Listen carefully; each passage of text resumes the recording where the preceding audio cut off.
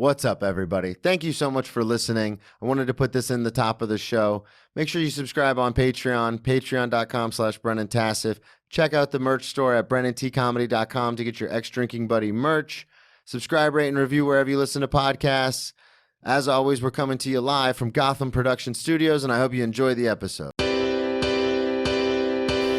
Grab me a beer and grab me a coke. We bout to sit for an hour, bullshit and tell jokes. And please don't mix it up, cause he done sobered up. Brennan T Comedy on your social media feeds. And Brennan Tassif is your ex-drinking buddy. Brennan Tassif is your ex-drinking buddy. Brennan Tassif is your ex-drinking buddy. Brennan Tassif is your ex-drinking buddy. What is up, everybody? Welcome into another edition of Brennan Tassif is your ex-drinking buddy. I'm your host, Brennan Tassif. If you're new to the program, quick rundown of the show. I used to be everyone's favorite drinking buddy. It was my favorite thing to do, hang out with friends, get drunk, do drugs, get in all sorts of trouble, and then reminisce about those crazy stories. I am sober now, but it's still one of my favorite things to do, hang out with someone and reminisce about the good old days. Most weeks I'll be joined by a guest. This week is no exception. All the way from New York City, Lee Paul.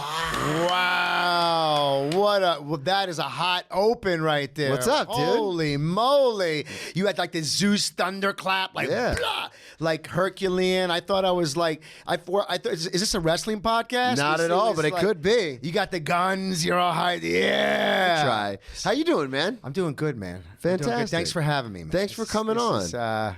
We've been trying to do this for like 4 months.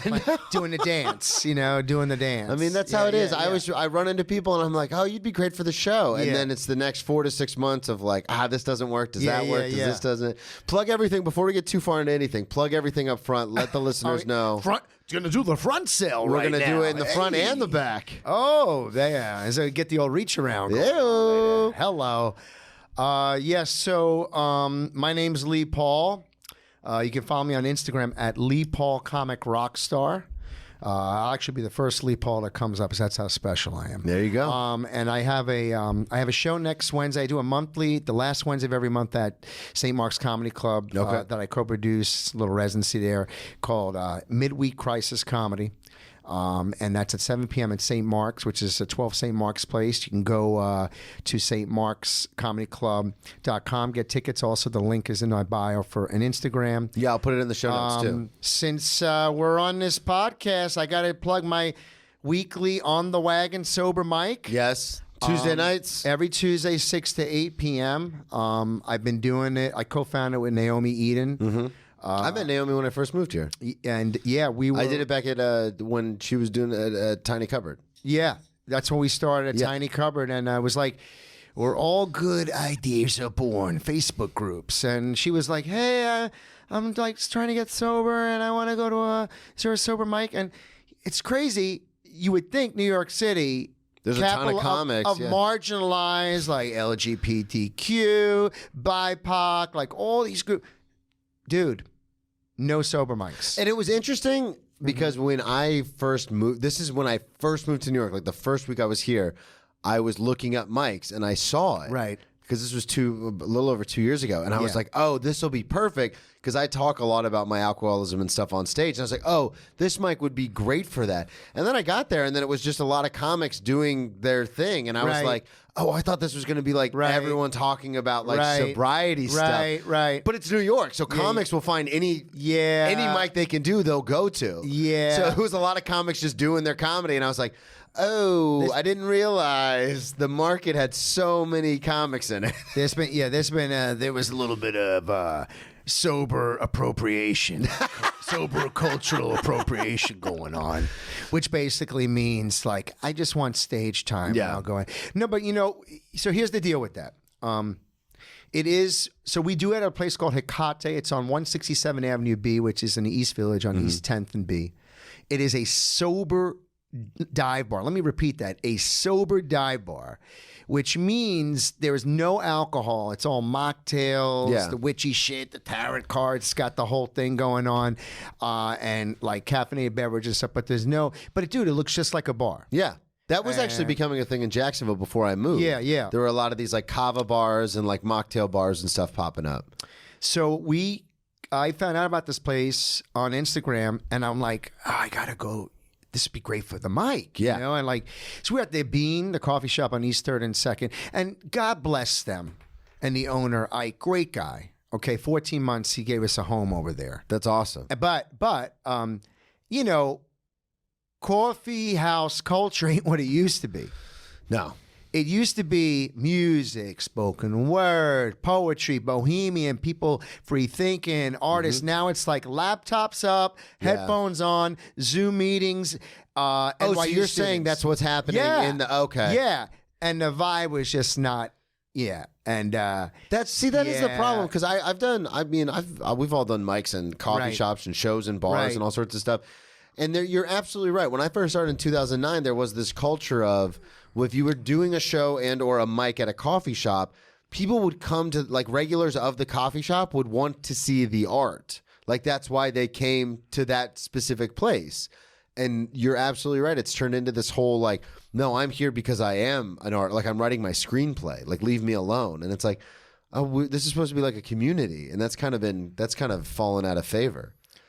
And first of all, we're in this whole, by virtue of COVID, remote work culture, work from home culture. Like, why the fuck are you at a coffee shop you're having a Zoom conference call on somebody in public and then getting annoyed that you're being disrupted by your meeting? Like, are you fucking like, I swear these people must like, I feel like this is what they do. It's like, okay, I'm going to go ahead and I'm going to take some ketamine. I'm going to get in a K-hole and then I'm going to go into a coffee shop and have a Zoom meeting in the K-hole because nothing else. Yeah, right. Nothing else is here. Nothing else is here. And dude, it astounds me the level of entitlement. Yeah, it's with insane. People that coffee house used to be like cool people, and now it's just the most entitled douchebags I have ever seen in my life.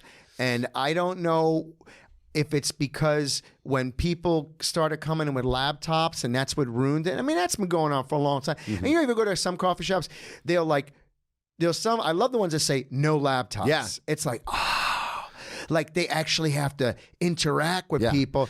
There's a cool one where when I first moved to New York, I moved to 52nd and 2nd, and there was a really cool coffee shop where they didn't have, there were like tables in the front, like 2 or 3 tables maybe in like a little bar area where you could sit, but they had like a whole library set up in the back. So the room wasn't gigantic, but it was all couches and like love seats. Yeah. There were no tables, so you didn't have anywhere to put your laptop on. It was just humans plop down, chill. You could read a book. You could talk with people. You don't have to talk to people. You can read a book, but you're not going to go on a fucking device. Yeah, and just get lost. And just get lost because you can do that anywhere. Yeah, 100%. You don't need to be in the coffee shop to do that. It's interesting. My building has, the gym is at the top floor, and then like mixed in with humble brag there. He has a gym in his building, folks. Mixed in on the top floor. There's also an indoor pool up there. Mixed in with that, bougie motherfucker.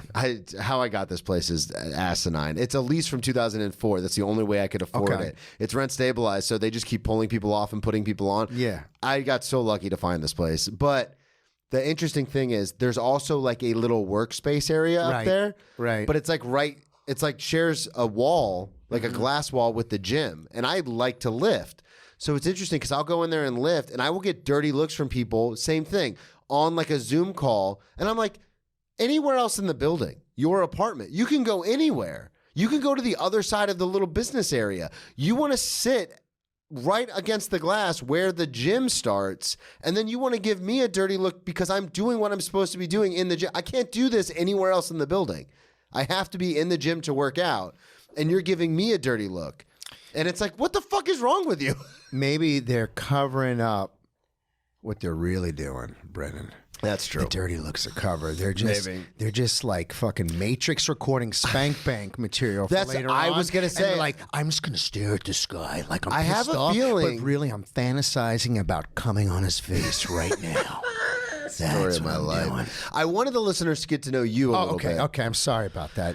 Listeners, I apologize. Tell them. I'm the guy, you can invite me over to your family's house for dinner, and there won't be any cum that will come out of my mouth. At Trust all. me. Okay, no cum. It's all swallowed. Yeah, exactly. So because you did music, you do music. Yes. You also do comedy. Yes. We were talking about this before the mics got hot. You are directing now. You're producing now. Yeah. Director, producer. Hey. You're doing everything. So I wanted to let the listeners, because it's your first time here, I Sure. want the listeners to kind of get to know you. Because you've been Absolutely. sober now for how long? So if I make it, October 17th will be 15 years. That's awesome, man. Congratulations. Yeah. So how did you got into music, I assume, before comedy? Yeah, well, Take us through it. Take us through it. How did it happen? I grew up in a musical house. Okay. Where was this at? This was my father was a Brooklyn boy. Okay. My mother was a Queens girl, and I grew up on Long Island. Okay.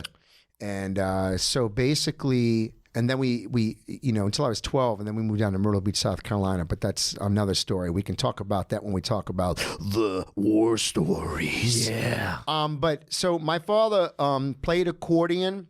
He played piano by ear, and he had like a natural sweet voice. And he loved jazz, a huge jazz head, and he loved doo-wop. Okay. Like a cappella music. Yeah. He loved jazz. I'm not going to lie to you. When you said I grew up in a musical household, Yeah.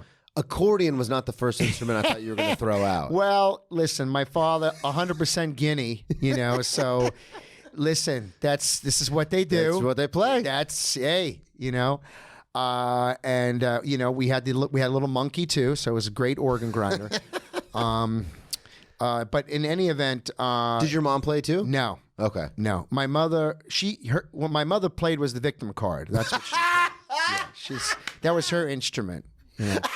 Yeah. But we can get into that later. I mean, it's great because, by the way, I want to let you know. Full disclosure, guys, I scheduled this specifically today because I had therapy earlier. Yeah. So I'm completely relaxed and totally open to expressing right now. Let's express. Yeah. So how did you even get into music? Was it through obviously it's through your father? Yeah, well, you know what? Because my dad's very musical, but I never got into it like that. Well, he would sing, and we would sing, and we would harmonize. Yeah. Together around the house. We would sing together. Okay. And it was just like a thing that we did. And I was like, my dad, it was like dude, I hate to be cliche and say I was so blessed. But I can't say much about the whole family, but I can say for my pops specifically, he was like my first, just to quantify like the value here. He's the only human being in my life that checked these three boxes. Okay. And there's only other one that I met, but we'll get into that later. And it was love me 100 unconditional, supported me 100 unwavering, and this is the big one. All right, the end. And third, three spot, never ever judge me. Okay. Never. Yeah. And no other human being. So because the reason why I say that, he was my first fan. Yeah. So I got into music and I got into comedy. I got into showbiz because of him. Yeah. Because I was singing with him. And we would sing together. And then I was 8 years old, and I would do these impressions because I got a good talent for mimicry. I could do voices and things. And so I used to, you ever seen The Exorcist? Yeah. Okay. Very disturbing film. Great. One of my all-time favorite horror films. But that being said, of course, addicts love horror movies. It's like, yeah, give me that adrenaline. Yeah, drugs. So Right now, instantly, gratify me. Right. So I watched this film. I should never watch this film. 8 years old. 8 years old. And I used to do this. This is the first impression that I remember from memory I used to do to my father. And I'm going to do it to you right now. When Linda Blair was possessed, and she had just killed Richard Burton, the English guy director. And then she channels him through it, and she says, "Do you see what your cunting daughter did? Do you see what that little slut did?" And my dad would go, "Do it again. Yeah. Lee, do it again." And so here I am. I'm saying this to you now, but think of me, an 8-year-old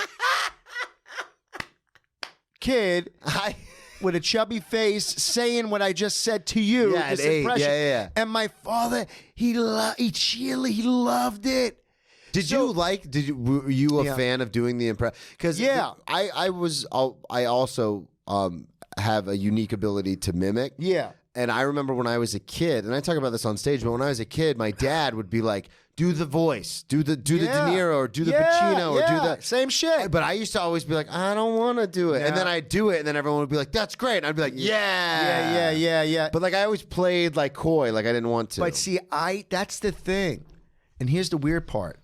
I didn't do it for everybody. It was like I did it for my dad. Because you did it for your dad. It was like a thing we had. You know That's what I mean? awesome, dude. Yeah. And it's weird because my girlfriend, who's extremely talented, she comes from a big showbiz family, and she's a brilliant writer, director, actor. She's. I was just telling you, I had my producer and directorial. I got to co-direct some episodes of her web series Rent Control. That's awesome. Which you'd go on there, Rent Control Rent the Control. show, Rent Control the show on Instagram, Rent Control the show on YouTube.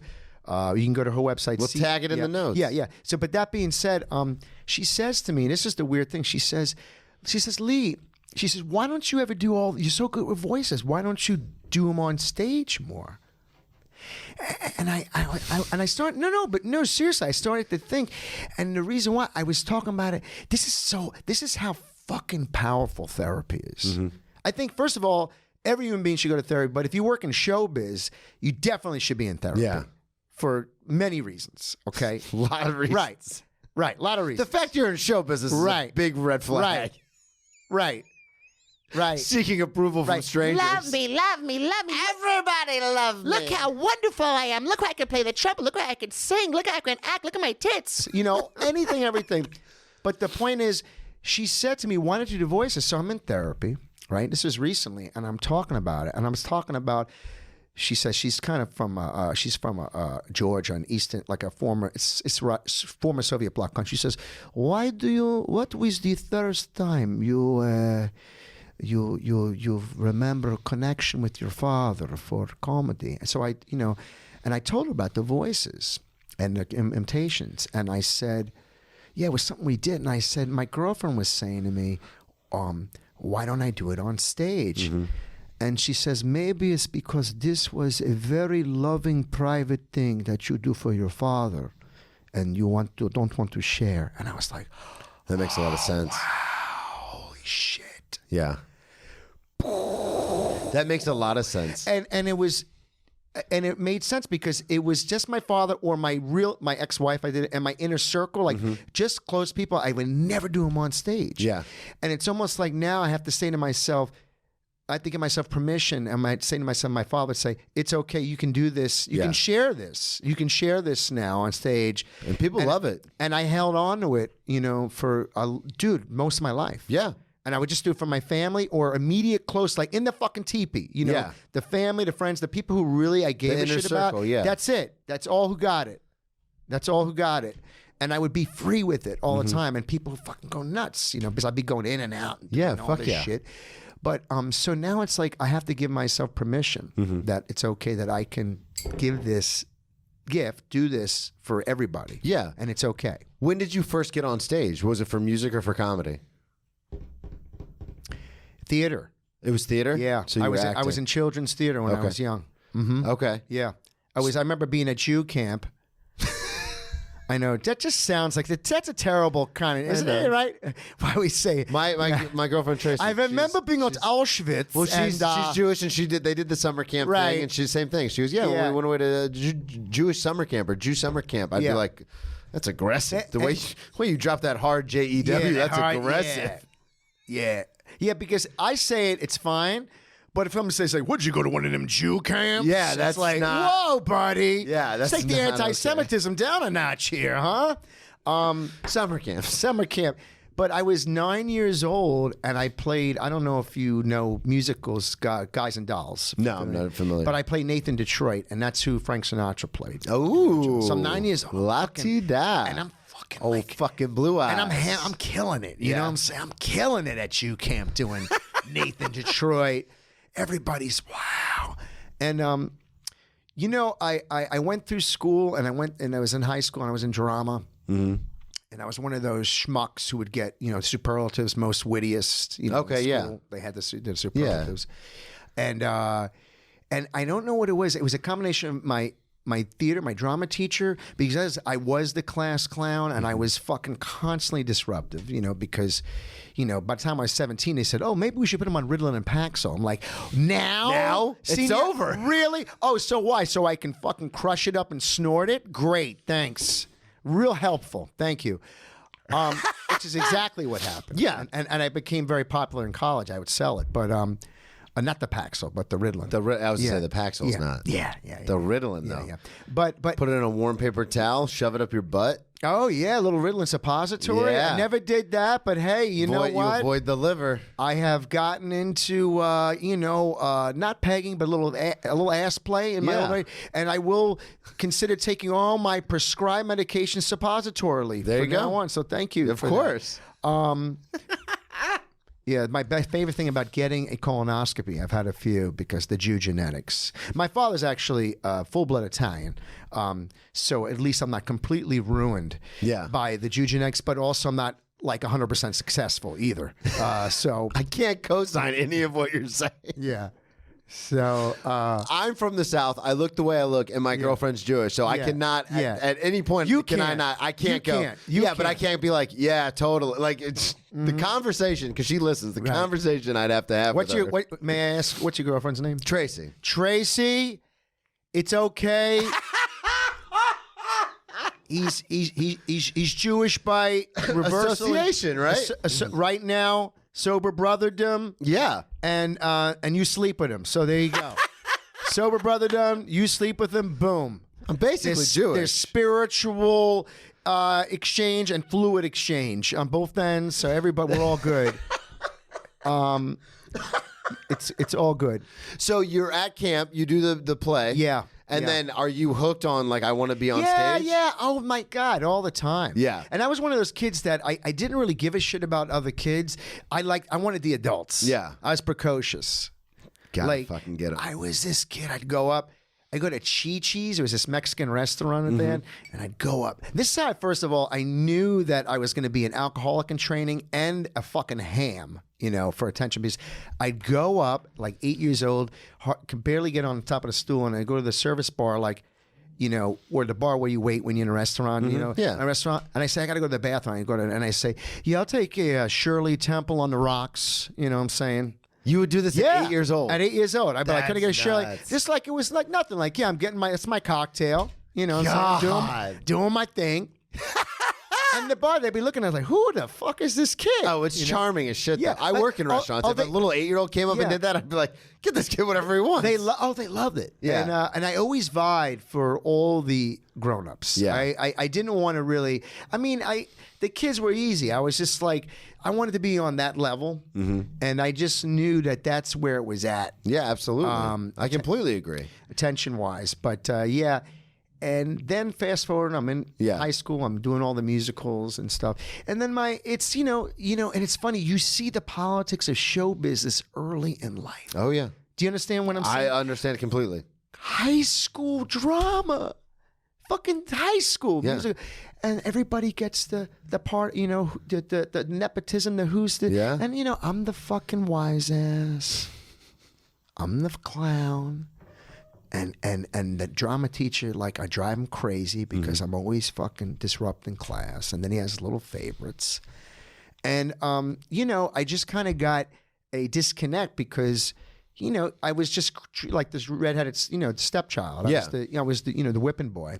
And so I at that point, I decided, I said, you know what, I'm going to try stand-up. All the stuff I was getting cast at was all comic stuff. How did you know about stand-up? Because it is a niche thing. So my father, again, exposed me. So I was a kid, just to give you a reference point, like before, like kids today are all raised on the internet, or all raised on social media, or raised on,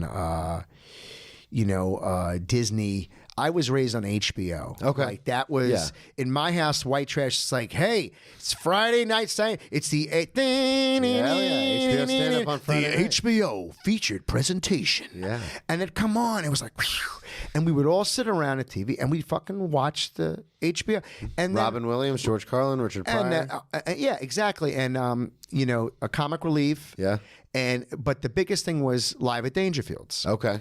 And so I was like, 8, 7 years old. Oh yeah. And I'm watching fucking Dice and Roseanne Barr and I forgot that's how Dice got his start. yeah, and Bob Nelson and like all these people. So you were around it. You saw it. And yeah, my father and he, because of that bond we had, my father's treating me like his little buddy. Yeah.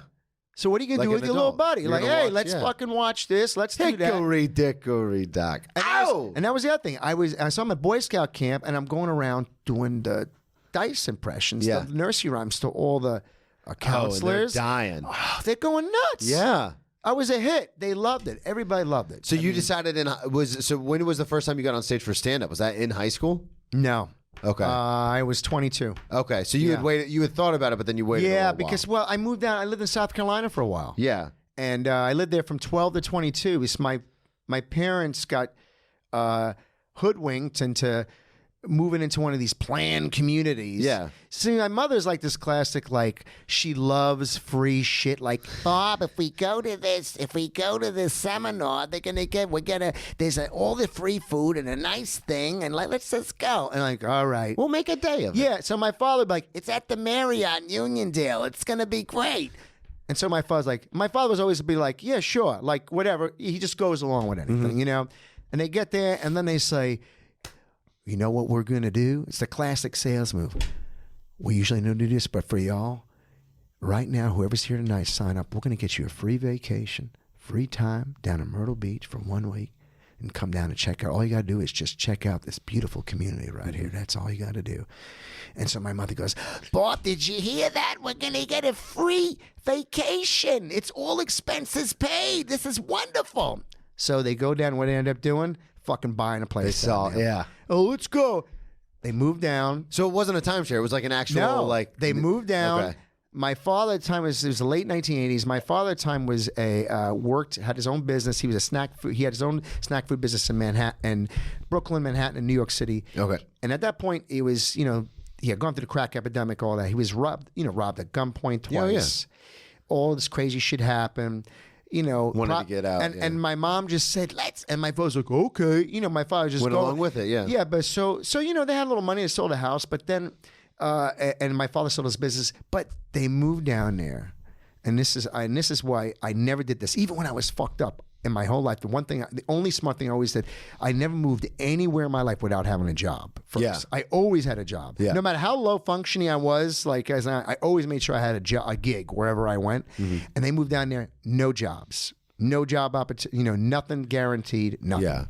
And it was just like, my mother is fucked. And then, my mother, this is a genetic thing, this addiction thing. Oh, yeah. I believe that, Yeah. Anybody can believe what they want, but that's what I believe. And so my mother. Yeah. If I look at my family tree. Yeah. Yeah. I love it Yeah. when people are like, well, there's no actual scientific backing. And I go, well, I know 10 people with the same last name that would beg to differ. Yeah. The empirical data is Yeah. there. We have an archive of it. I see it all the time. There's a whole fucking archive. I've grown up with it. I've seen it. I've heard stories about, great grandparents and great great grandparents and stuff. And it's like, I think there is something to the genetic, the component. Right? Yeah, the genetic component of it being inside of us. So at the point, my mother would go in South Carolina. They had these these. This is so we're so white trash at this point, She'd go to these we lived in a nice community, but we Yeah. had no money. You know what I mean? So that's what I was going to ask. Did they find jobs? What happened? No. Oh, shit. They never had jobs. And my father's old school, time. Hey, he'll do whatever. Yeah. He's not afraid of work. He's going to go out and make money. Yeah. And that's what he did. And it's one good thing my father always taught me, always, learn how to be an earner. Yeah. Real Figure it out. Yeah. I mean, it sounds like mob shit, but it's just survival. it's true, hey, though, yeah. Go out and learn how to take care of yourself. Make money. Don't be afraid to make money. Yeah. And so he ingratiated that me at a young age.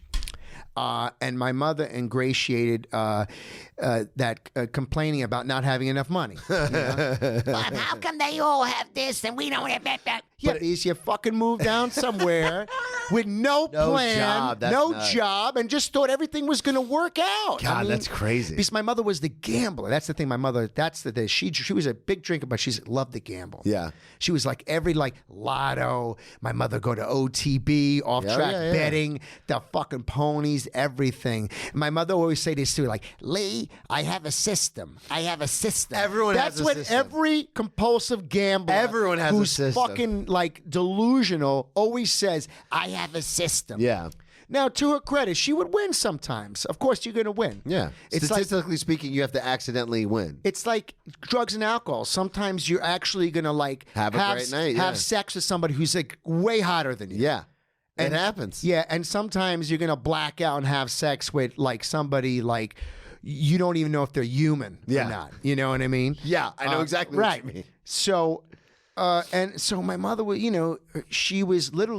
she was a full-time gambler. Damn. For a little while, because when she wasn't working, she'd go out all night to these like gambling parlors, play these little slot machines and Penny like slots and I stuff. have a system it wasn't even, this is how white trash, it wasn't even, it was the video gambling, the Oh, the so it wasn't machines. even- yeah. No, but people go, and then like my friends' older brothers would be like, "Hey," and this is down in South Carolina. "Hey man, we saw your mom last night at the Wild Cherry. She hit a jackpot." And I'm like, I just felt like such a piece of shit. It was just like, oh god. So you were down there till you were 22? What happened where you left? Like what ended up making you leave? I wanted to. I came back to New York to do stand up. Okay. Yeah. So you said you were talking earlier about the drugs and stuff in college. Yeah. Where did you go to college? So I went to 3 semesters of community college down there. Okay. And I didn't even finish. I got 3 semester matriculate credits. Yeah. Orange Georgetown Technical College. There you go. And I lived off campus, but there was no on-campus housing, so they subcontracted. See, this is when you try to say big words, Yeah. and your mama didn't teach you right. They subcontracted out the student housing for the Horry Georgetown Tech students, Coastal Carolina students, to NIA, which was the North American Institute of Aviation. Okay. So I stayed off campus, on the campus of a flight school. Oh shit. That's right. That's weird. And I stayed there, and it was like the best thing ever for partying. Yeah, oh for yeah. drugs and alcohol, because it seemed like everybody who was down there was just So you said it was Coastal Carolina, the tech school you went to, Right. and the aviation school were Correct. all living in the same Correct. area. Damn. correct. So let's get into it because I wanted to ask Yeah. you before we Yeah. get to college and the Yeah, parties yeah, and yeah, stuff. yeah. When did you start drinking? First time, my father, like they had, he had beer in the house. Yeah. And my father was like, had no taste. My father could be a nice snazzy dresser, but he could be a fucking like total slumming drinker. Okay. Like it literally, they could be like Milwaukee's best in the Yeah, house, who like the cares? Beast. And he's like, he didn't give a fuck. Yeah. My mother had the whole, the liquor cabinet With and the everything, bar and everything, Oh yeah. yeah, she had a gin and vodka, and then she had Kahlua and make the White Russians. Oh, Like, yeah. dude, I remember like I would take Kahlua, they would let me, and put it on top of my ice cream. Oh, and really? eat it. Okay, yeah. I was like, ooh, this is good. So you started at a young age. Yeah, but I wasn't like, it was kind of subconscious. Yeah. But the first time that I actually got drunk, I was 14. Okay. That I really got drunk. Yeah. Was that on your own? Were you with friends? No, I was with my buddy, Okay. and we were at my parents' house, and they had the liquor cabinet. I'll never forget this. When you're a kid, you want things that taste good. Plus I was a fat kid, so my taste buds were like, sugar, yeah. sugar, give it to us. So there was always, I don't know if your parents had a liquor cabinet. Yeah, oh, yeah. growing up. So any house has a liquor cabinet, you always know there's always a few tiers. There's the cheap stuff that's for mixing that anybody gets. There's the good stuff, okay? And then there's the stuff that somebody gave them The cores and stuff, yeah. on a vacation. Yeah. And it's like weird cordials Yeah, and yeah. fucking, liqueurs, and Yeah. it just sits in the Oh, back. yeah. It gets all dusty in the back. So what did I choose? The fucking back dusty shelf, the one that was never open, Yeah. touch. And it was this blackberry schnapps or Let's brandy go. from Germany. And I tasted it, and it was like sweet and was like, ooh, like a Jolly Rancher. Oh, yeah. it's delicious. Can I be honest with you? The first time I ever got like drunk, Yeah. I was older, but it was 99 bananas. Yeah. Same thing. A super sweet schnapps that's like way too strong and way too sugary. But I was the same way. I was a chubby kid growing up. I always got made fun of. I love sweets. Still to this day, I have a huge sweet tooth. And that was the thing was I did a shot of it and I was like, this tastes like candy. Like the little banana runs is what it tasted like. The flashing light goes off like bing, bing, bing, bing. Like you hit the jackpot because not only does it taste like candy, but it fucking fills you up with this warm relief. Oh yeah, my anxiety went away, my depression went away, and I was like, "This is awesome." And to cover it up, dude, this is how I learned how to be fucking slick, to be crafty, to be a fucking a real addict. Yeah, Pink Panther shit. Yeah. I went in the fridge. We finished all of it. I said, "Fuck." I said, "Oh, what am I gonna do?" I said, "Oh, wait a minute." And I see this Smucker strawberry preserves, and was pretty much very similar color of what the brandy was. Yeah. So I put it in there, and then I mixed it in there with some seltzer, and I fucking shook it up, and dude, it looked the exact. And I fucking was able to like rig up a seal on it. Yeah. And I put it back. And I swear to God, and it went right back there. And since it was the gift that nobody wanted that collected dust, it just sat there for years and probably did actually ferment and end up becoming fucking alcohol. That's nuts. So it worked. It worked. Jelly worked. And no one was the wiser. And I was like, wow. So I got fucking buzzed and I handled my business and nobody knew shit. Yeah. And I didn't get in trouble. Let's go. I say that all the time to people. Let's go. Yeah. Let's go. The hardest, when I relapsed after going to rehab, the worst, and I say it in the one-man show, the worst possible thing that could have happened did.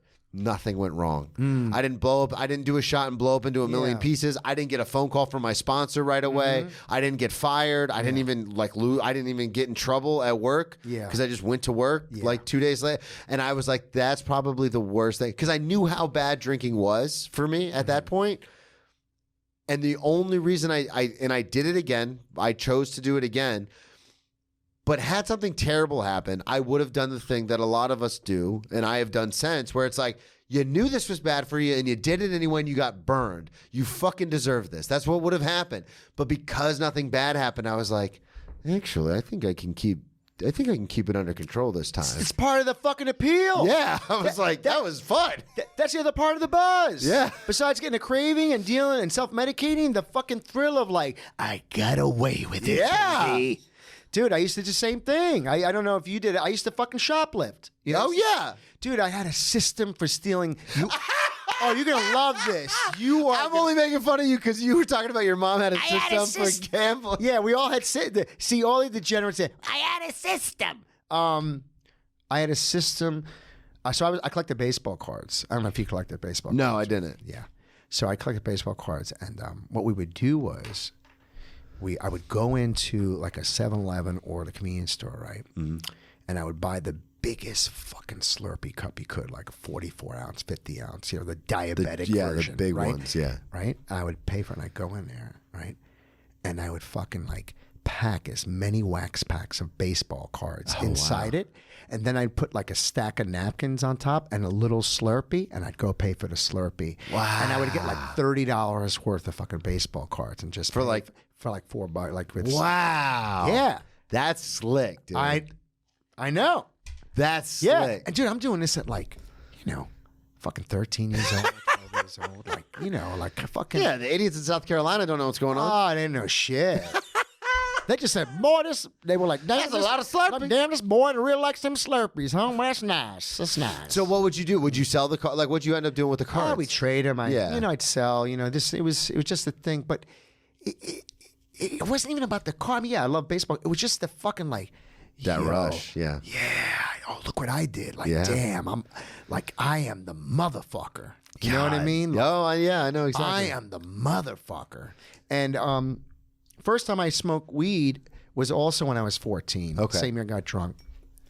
And how did that happen? So there's this because it definitely wasn't as prevalent when we were younger as it is now. No. Well, now it's fucking like. Yeah. I say this all the time. Like, now, drugs are used to treat things, Yeah. to alleviate things, symptoms. Like people are microdosing. Yeah, it's a big thing with mushrooms, yeah. for depression. Dude, I used to sell mushrooms, and they're talking about microdosing to fight depression. I used to macrodose to fight reality. Like, I don't want to treat nothing. I want to escape. Yeah, get me I out wanna of go, here. Bye-bye. Take me to fucking Willy Wonka land. Let's go. I don't Yeah. want to deal with... And I really marvel at that because it's funny. They just repurposed all of these fucking drugs It's banana. now. When people talk about like, Yeah. oh, I'm going to go to ketamine therapy, I'm like, you don't want to do that. And they go, no. It's like with a doctor and they monitor. And I go, you don't want to take, I've taken ketamine. You don't want to take ketamine. Dude, this girl told me, who's my girlfriend, a friend who's an actress, before she came on set, or maybe it was the day before. It's like, oh yeah, so and so is going to coming in the city to get a ketamine infusion, you know, and it's like, And it's monitored. And it's like you said, they just repurpose it. And they're like, actually, this could work. and that's when I was thinking, like, if they're repurposing, if they're doing this, if they're using microdosing mushrooms to fight depression and using ketamine to fight depression, anxiety, I said, why don't they repurpose cocaine to fight drunk driving? Well, You know? and to that point, Because that is the fucking thing.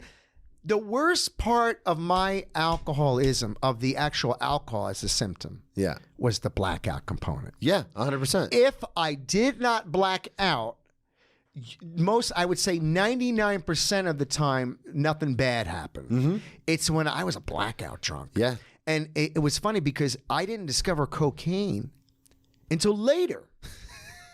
And you're like, where was I'm this? like, yo. I've had doctors tell me, speaking of the repurposing, Yeah. I've had doctors tell me, like, this is when I was younger, so I'm 35, so this is probably when I was like 22, so like 15 years ago almost. I had a doctor prescribe me Adderall, and I asked him, I go, what is it? And I talked about this on one of the other episodes. Yeah. But he was like, oh, it's molecularly, it's the same thing as speed. We just basically repurposed it to help people focus. But it's that same thing where it's like, so why aren't you giving this to people, like, why is it like speed is such a terrible drug, but then Right. you're just repurposing it and rebranding it and now selling it? But it's the same thing where it's like, I remember waking up in the back of cop cars, in cells, in hospitals, being like, what the fuck happened? Coming out of it. Yeah, just like, yeah, like you're coming out of a nightmare. Yeah.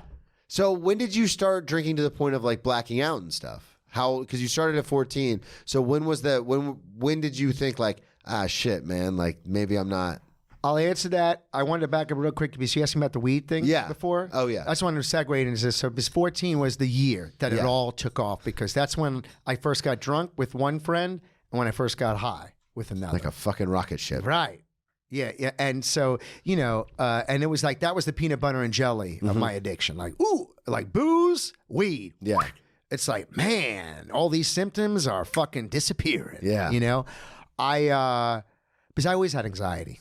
I was one of those kids, like, I don't know how you were, but when I grew up, getting out of bed in the morning, I was the worst. I was just crippled. Yeah. I was like, oh, I got to do this. My mom was like, and I couldn't sleep at night. Yeah. And then I'd wake up and I'd be exhausted because I didn't sleep. Mm-hmm. And then I'd have to face the day. And I was just, everybody was like, I was running late for school all the time. And there was like, Lee, you missed the bus. If you missed the bus, I'm not taking you to school. You're going to walk. and I had like so all this anxious. trauma, and it was Yeah. like, and I had stomach pains, and I'd be laying on hot water bottles, like, oh, like I thought had fucking my appendix was gonna burst, because I was just riddled with this total dread of getting out there, Of being alive. of getting out in the world. But once I get out there, I was like, poof, Yeah. I was like the Tasmanian devil. But it was to get to that point was fucking crippling, was Yeah. terrible. So I completely relate to that. So that is why when the weed and the alcohol came in, it's like the anxiety just gone. Gone. It was gone. I was like, holy shit. Holy shit. It's like being on it's like going on a sailing, and you always would throw up because you'd get seasick, and then somebody just gave you some Dramamine, and one day you're like, oh shit. I don't have to get seasick I anymore. don't seasick. I can enjoy. Wow, it's great. I can enjoy this. Yeah. Let's go. Fuck it, let's go whitewater rafting. Let's go sailing. Let's go I cruising. say it all the time. Yeah. When I took that shot of the 99 bananas, my very first instinct, once everything kind of settled, I was like, what is this? Like, how has this not been in my life yet? Because I was like relieved.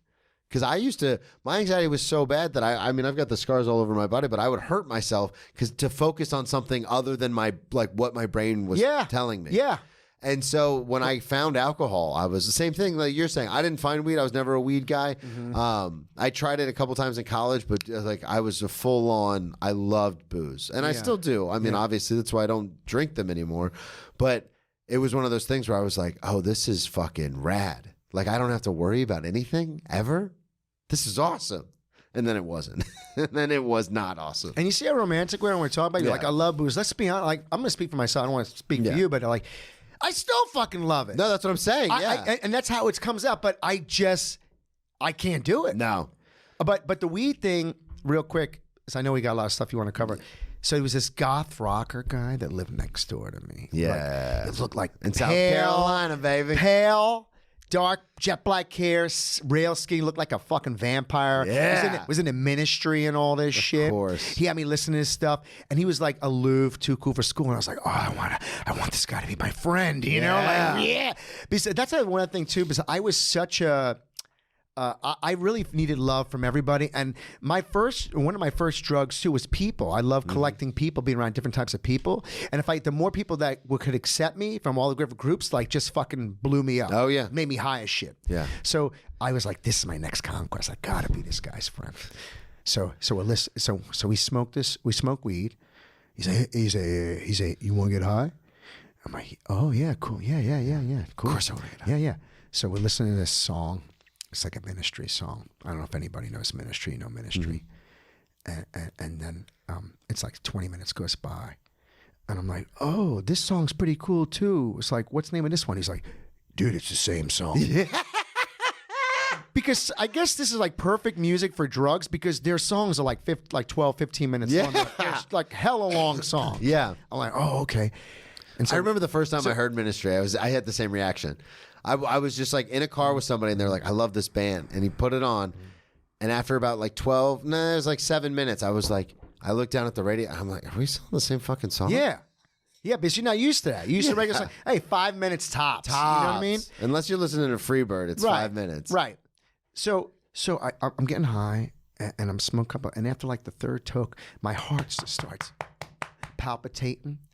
And my whole spirit, life force feels like it's in my head, and it just feels like it's sliding slowly down, and it's going right into my feet, and I'm just going into a black hole. Oh my God. Almost like, and then my heart's beating fast as shit, and I describe what's going on, and I'm sweating, and he looks at me and says, "Oh yeah, man, this is rigor mortis. They soak it in embalming fluid." Oh my God, they gave you PCP. So the first time I ever got high off weed, I smoked wet weed. I smoked PCP. Oh my God. Yeah.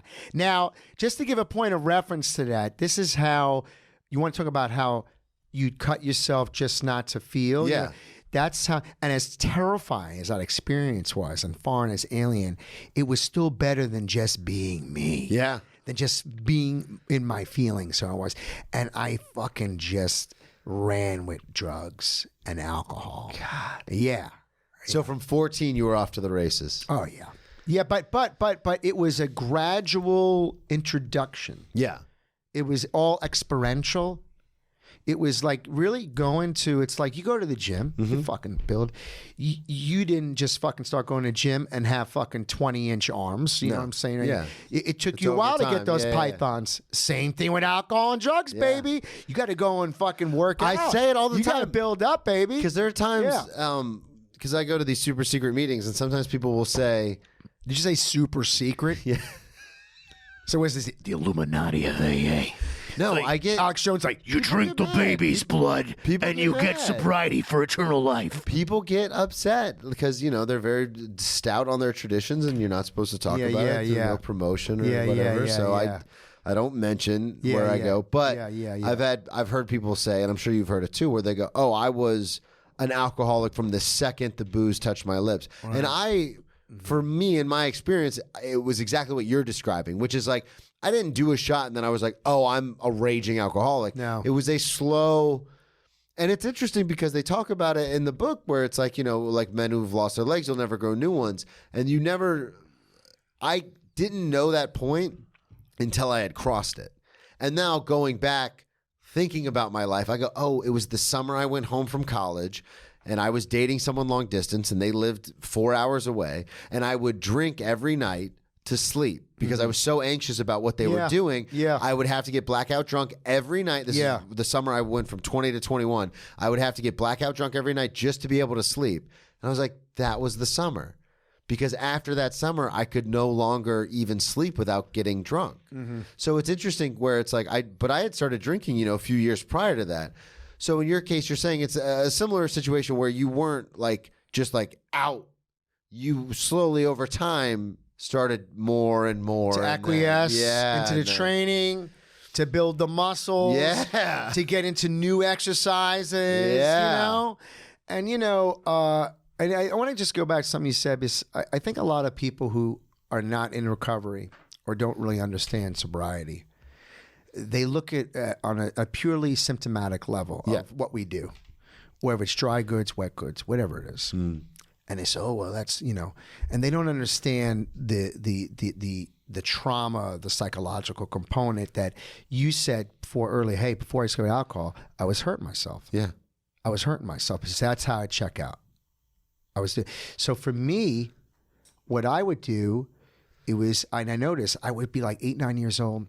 And also I have to say this too, for me, the biggest reason I can remember my first big resentment I got when I was 8 years old. Okay. And and this is what I share this all the time. And I always say this because that is when my alcoholism really started. Yeah. Was at that point. And that was that my father had married my mom, and my brother was about 4 years old, and my father raised him as his own. And my brother and I are 10 years different apart. And I found out that we had, I always used to say, because my brother didn't have the same last name, I said, why isn't Jay, I was always stupid. Like I try to, because how come Jay doesn't have the same last name? Yeah. And they never say anything. And then finally, because you're a kid, you don't have anything. So, and people would ask too, and it was weird, and then I'd say, and then so finally, he's going off to college. So I'm 8 years old, and right before he goes off to college and leaves, they tell me, listen, we have the same mom, but we have different dads. Yeah. And I remember when I found that out, I was like these fucking, like I was like, how could they do that to me? Yeah. They even lie to me my whole life. Yeah. Bullshit me, making me look stupid. And then I just felt this anger, this feeling deceived, and then immediately a disconnect from my brother because it was a difference, and that was it. That was like my first resentment. And you know what I started doing? And I found this out in therapy too. I put it all together. That's when I started putting on weight. Yeah. Because you know what I would do? Eating. I was a latchkey kid. Yeah. I was coming home by myself. My brother wasn't there anymore. Nobody was there. Dude, I would fucking take a 2-liter bottle of classic Coca-Cola. Yeah. Right? With the real sugar. I'd go to my mom, the liquor, I would get shot glasses and I would just fill it up and just slam them down. And I finish a whole bottle of it. And the sitting, and you know what I would do? I would chase it I would take a fucking tub of my Betty Crocker frosting, the double Dutch fudge frosting. Get out of here. And I'd eat it and then chase it with shots of Coca-Cola. God. And I was like, ah! And dude, I fucking That's when it happened. I ballooned up. I was like over 200 pounds. I got so fucking fat. Dude. I could do whatever I want. I was unchecked. There was no one there, And I started doing this after my brother left, and I found this out, and that's when it all... Drinking is merely a symptom. So that's when I realized if I can go back to my addiction behavior, that was when it really... That was what my first symptom, my first chemical, my first alcohol, weed, cocaine, was that. It was fucking classic Coca-Cola, and fucking, it got to the point my mom would have to hide the frosting because every time she go to make cakes, there would be no frosting. I was beside fucking. I'm going through this with someone in my life right now where they stopped drinking for a while. And it's interesting because they texted me and they're like, I'm eating all the sugar I have in my house. And I go, yeah, that's a thing. Like do you know how much sugar is in alcohol? That's definitely a thing. I wanted to ask, because we got time, you're going to have to come back on, obviously. Okay. All right. Obviously. All right. I wanted to ask you, you sent me a bunch of stories. Yeah. The one I wanted to ask you about, though, because we were talking about gambling and stuff like that, you sent me a story about poker. So I wanted to ask you to tell that story. And then we're going to get to all these the next time you come on. Yeah. So so this is the kind of degenerate that I was. I love it already. I didn't, it's not like I was in Atlantic City, you know, at the Borgata, you know, or at fucking Las Vegas at the Bellagio. I was in South Florida at piece of shit Indian reservation casinos. The Hard Rock in Hollywood, man. Not even that. No. Before that, that, Miccosukee, baby, in the swampland. You have to like drive. You're like driving there, and you're like, this, on the way there, you're driving like, this is where the people get fed to the gators who don't have the money to pay. Yeah. And this is where this fucking place was. And so, you know, my addiction was all forms. I want to get high, whether it's gambling, sex, cocaine, weed, alcohol. I want it. Yeah. I want it. Give it to me. Give it to me. Because you're addicted to the way you feel. I'm the same way. Yeah, let's go. Give it to me. Let's go. And then I had the gambling gene because I didn't even tell you this. My mother, when I was a kid, she used to let me play the machines. Fuck yeah, let's go. And then she'd say, if you hit Lee, make sure you come and get me or they won't cash us out. Dude, I swear, I've never told anybody that. I swear to God. I We swear. only have 10,000 listeners. And I would win. Yeah. And my mom. You'd run and go yeah, yeah. And then I get a little cut. She'd give me a little cut. A little taste. A little taste, yeah. So we we used to go and play either tournament style or cash game, Texas Hold'em. And this is when Texas Hold'em started to become real popular. Oh, yeah. It blew up there for a little bit. So what I would do is we would go out there and we drink all night, and they would give you free drinks while you're there. And then I was doing coke too, I think, you know. And I'd stay up, dude. I would stay up like till fucking 7, 8 o'clock in the morning playing poker. You know what I mean? Yeah. And so a couple of times, if you hit like a 4 of a kind, they give you a voucher for a free room at the hotel. Yeah, it's like a pot. Right, Yeah. right. So I had accumulated. I had a couple of these. Yeah. And so one day I'm all fucked up, and I was like, oh, I'm using the fucking voucher. Yeah. And I had 2 vouchers, and I noticed that one of the vouchers had expired. Okay, this is how I know that I'm not only an addict but also a Jew. Because I took the fucking, I changed the date, right? And now mind you, the crazy thing is, I had another one that was not expired. Yeah, you had one. But I was like, nah, I'm gonna keep that for another day. This is how in my fucked up drunk mind, you know, and I'm gonna try to get me. I always want to get one over. Yeah. And I'm gonna get one. And so I give it to the woman. She's saying, "Sir, this is expired. It's been changed." I'm like, "What are you talking about? It's been changed. Look at it again, run again. It's been changed." And then I got into that whole self-righteous. Do you know how much fucking money I spend in this place, huh? Do you know how much fucking money? And you're gonna treat me like this, dude? We're on our Indian reservation. Yeah. After about me hooting and hollering, going crazy, and their security, and they wouldn't listen to me, the tribal police cop, like the Miccosukee cop. Yeah. He comes in and he's got this look like, time to slam me a white boy. Yeah. You don't fuck around. He like puts me in the fucking chokehold and throws me on the ground. And I'm like, this is before like several cameras, and I'm like, do you see what he's doing to me? Do you guys see? Do you see how much money I spent? This is a violation of my rights. You see what's going on? Is this America? I'm like screaming and yelling. Oh my God. So I spend the night in the drunk tank at the Miccosukee jail, and the only reason why he didn't do more to me, because there was so many witnesses, like you could tell this guy really wanted to fuck me up. Yeah. But you know, my big mouth maybe might have saved me a little bit. Because you got people paying attention. Yeah. Yeah. And so I spent a night, and I ended up, so I get charged with resisting arrest. Yeah. And then I think because I try to I struggled with them. Like they were saying to say assaulting a police officer. Oh my God. So this is what I was really good. Because by the way, I had half a dozen arrests over my tenure. Yeah. 3 DUIs, 2 resisting arrests, a trespassing. And it would happen like every 3 years, and I'd be good for 3 years, and I'd go in front of the judge, and I'd be like, and I'd fucking make him laugh, and I'd be charming. I'm like, give this guy the PR bond, let him out on his own personal recognizance. Yeah. Come on, he's not. ROR, man. Yeah, Get out of here. So I get up, but I had to go to anger management, Okay. and that was the condition, and I had to do it for like 6 months. Jesus. Yeah, and the thing is, it's like, it's such stupid shit. It was like. I all this happened because I fucking wanted to pass off a voucher that had expired, and I had one. I mean, this is the insanity. Yeah, it's nuts in your mind. And so that that happened. Also, when I was down in Miami, I didn't bring up in Miami. I went to I got into ecstasy. My friend, who was the bartender at the Red Lobster I was working with. Hey, it's the setup. It's like Monday night, all you can eat crab legs. Friday, all you can take ecstasy. No, but he sold E. So I went to Atlantic Winnet Music Conference. I got into EDM. I was never into EDM, and it was big down there. And now this is for I want to preface this. I'm a fucking idiot. Okay. And when I'm on drugs and alcohol, I'm exponentially more stupid and egotistical. Yeah. So instead of doing things like sane the first time, what do I do the first time I take X? I quadruple stack. I take 2 hits, and then 2 hours later, I take another 2. God, get out of here, man.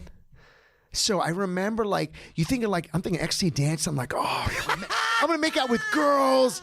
There's going to be sex. Oh, everything's good. Do you know what the highlight of my evening was that I just became obsessed with? This is what I zeroed in on, what my laser was on my ecstasy experience. What was it? Smoking Newports. Oh, God. Dude, I just I smoked Newports. Dude, I smoked like 37 Newports. Jesus Christ. And I swear to God, like, my friend was in the car, I was smoking them, and I was smoking them so fast. Like, I was like, yeah. I was like, let me have another cigarette. He said, oh, there's no more left. I said, what are you talking about? We just got a whole pack. I said, yeah, dude, you just smoked them all. You just smoked 10 cigarettes in 5 minutes. Like, dude. And I just remember feeling the minty fresh menthol going in, and it was like I could feel my lungs like butter. They were like butterflies flapping their wings, like. Maybe I need to do X when I smoke my Newports. And it was just like, and it's like my whole body was like one within inhalation and exhalation of menthol cigarettes, and I was literally having an orgasm smoking menthol cigarettes. It was just like that's the place we're gonna have to leave it. I was obsessed with that. Plug everything one more time. All right, Plug your shows, all right. everything. So I run I run a weekly sober mic called On the Wagon. It's from 6 to 8 p.m. I do it with Naomi Eden and Danny Fallon. It's at 167 Avenue B, Hecate. It's a sober dive bar. It's a really dope place. I also have a monthly show called, I co-produce with Stephen Nab and Danny Fallon, called Midweek Crisis Comedy. The next one will be August 30th, Wednesday, 7 p.m. at St. Mark's Comedy Club. It's a speakeasy. It's dope. It's in the back of an old restaurant. It's at 12 St. Mark's Place. And I'm also been helping produce and co-direct, and I have my starring first on-camera role in a web series by the brilliant Claire Marie Torn called Rent Control. So go to Rent Control, the series. You could on YouTube, and also Rent Control, the series on Instagram. You can follow it. Second season is going to wrap production in September, and will hopefully be out before the end of the year. That's awesome. And you can follow me on Instagram at Lee Paul Comic Rockstar. And thank you so much. Thank you for coming having on, me, brother. Thank you, everybody, so much for listening. At Brennan T Comedy on all social media, BrennanTComedy.com. Check out the one man show, Ex Drinking Buddy, on Patreon, and we'll talk to you all next week.